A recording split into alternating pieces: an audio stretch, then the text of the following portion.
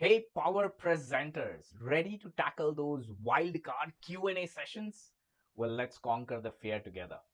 Now, before I talk about just a specific Q&A sessions here, I want you to click on this video where I shared what happened with me in 2015 when I was actually humiliated at work when somebody stood up saying that, Amit, great slides.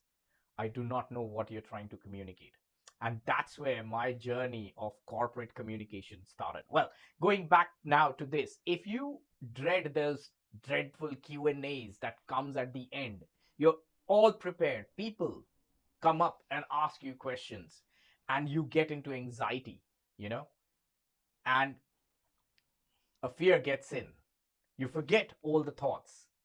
Sound familiar, right? Stick around. You're not alone. Let me tell you that first. You're not alone, my friend. Anxious about the answers? Well, join the club, my friend. Ever watched how Sundar Pichai or Richard Branson in action? They masterfully handle even the trickiest questions. And guess what? After today, you can do it too. Period. Let's do it. Let's do it. Dive deep into your material. Know your stuff. It's very important that you know what you're talking about. You got to understand your presentation.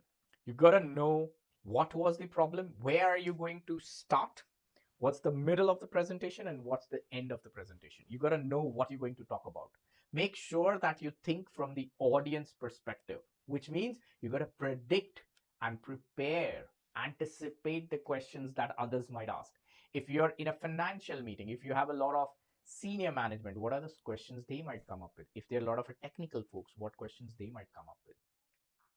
More important, my friend, listen to learn. If you just understand the question, see, here's what happens with most of the people, and many times I do that as well. I'm so attached to that presentation, I'm so attached to what I've just delivered, I do not see any flaw in it. I do not see that there is, people who don't just understand everything that I spoke about, right? It doesn't happen. So if you just listen carefully, believe me, half of your battle is won. Be cool as a cucumber. Breathe. Stay calm. Think clearly. One of the best things that I've learned is that being honest. Being honest and saying that, hey, you know what? It's a really good question, but I don't know the answer right now. I'm not very sure. It's much better than saying that, you know what? If I could go back, let me think. Don't fumble, right? Why? Just say, I don't know.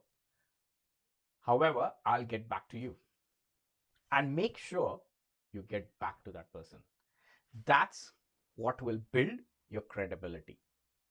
And that will build your character. You'll be recognized for getting back to people, and people know that they can trust you. And of course, one of the most important thing is practice, my friend. Practice makes you better. And it's a fact.